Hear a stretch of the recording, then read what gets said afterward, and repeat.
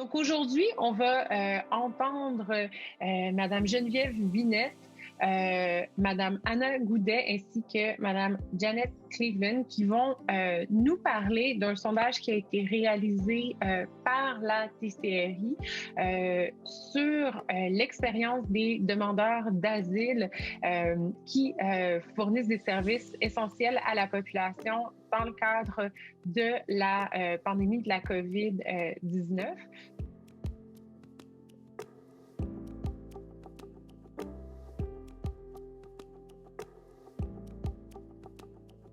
Donc, comme on disait, c'est une initiative de la TCRI, donc cette table de concertation.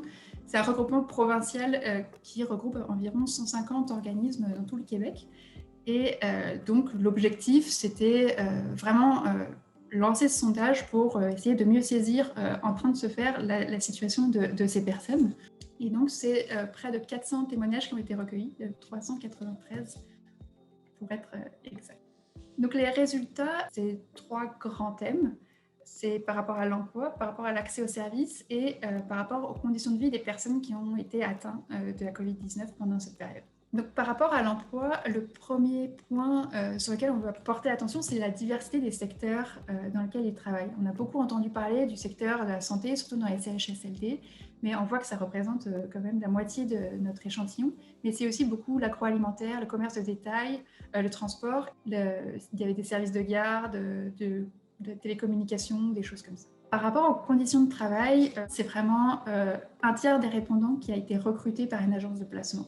Travailler par le biais d'agences, souvent, expose à des conditions de travail plus pénibles, moins protégées, des salaires plus bas et donc des conditions de travail en général plus précaires, plus difficiles. Le troisième grand point, c'est les risques d'être infectés par la COVID-19. Donc, c'est plus des 2 tiers des répondants qui estiment avoir été ou être à haut risque d'infection dans le cadre de leur travail. Et parmi eux, le très grand facteur de risque qu'ils ont évoqué, c'est le fait de travailler en contact étroit avec des patients ou des collègues ou des clients. Donc, d'abord, l'accès au dépistage. Un peu plus de la moitié des répondants qui ont ressenti des symptômes ont été testés. Donc, c'est une assez faible portion.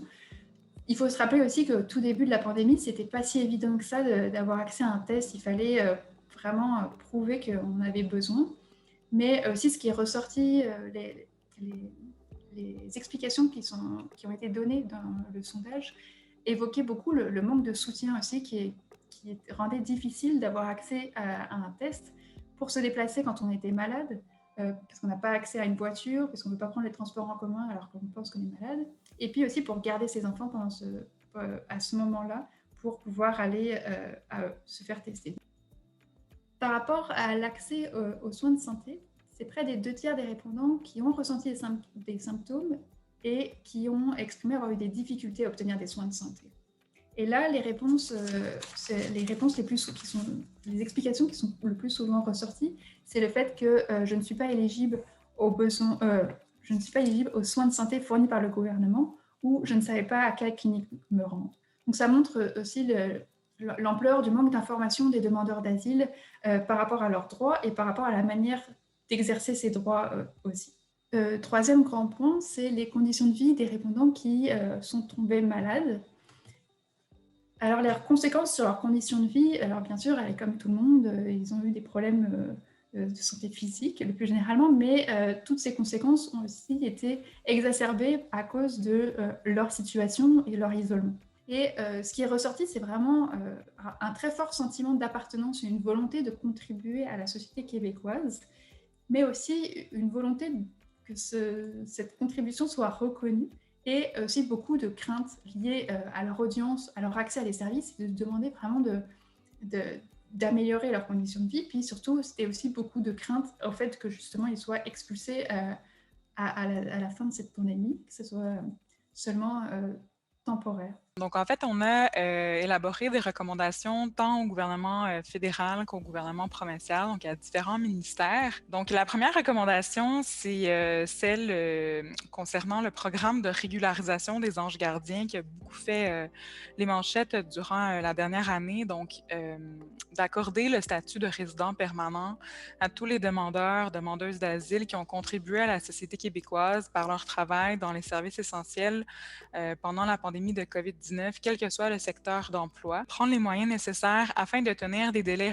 raisonnables de traitement d'une demande d'asile, de manière à ne pas maintenir les personnes revendiquant l'asile dans des conditions de vie précaires, de faciliter l'accès à un statut de résident permanent par le processus de demande humanitaire pour les demandeurs d'asile sur le territoire. On a fait également une recommandation concernant la réduction des délais pour l'obtention, le renouvellement du permis de travail et de dispenser les frais associés lorsqu'applicable. Maintenant, on a fait également des recommandations au gouvernement du Québec, c'est-à-dire donc d'élargir le panier des services financiers existants pour les nouveaux arrivants en permettant aux demandeurs d'asile de bénéficier de certains services et prestations. Donc, une autre recommandation qu'on a adressée aussi au gouvernement du Québec, puis plus particulièrement au ministère du Travail, l'emploi, la sécurité sociale, c'est concernant tout ce qui est l'application des normes du travail, puis la santé et sécurité. Et on a fait aussi une recommandation concernant l'accès aux soins de santé. C'est un peu technique.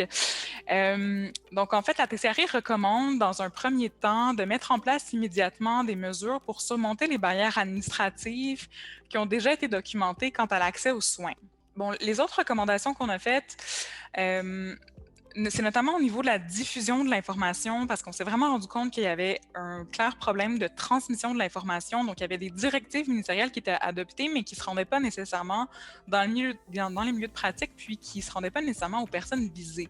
Donc, en fait, ça fait le tour des recommandations qu'on a adressées. On vous invite vraiment à prendre connaissance de l'ensemble des recommandations qui se trouvent dans le rapport. Donc, là, vous allez vraiment trouver toutes les recommandations là, aux différents ministères vraiment détaillées. Donc, un exemple, une femme nigériane que j'ai rencontrée avec quelqu'un avec une formation universitaire professionnelle dans son pays, avec 3 enfants, dont une petite fille de 2 ans, donc, et qui m'expliquait qu'elle était même pas capable finalement de compléter les cours de francisation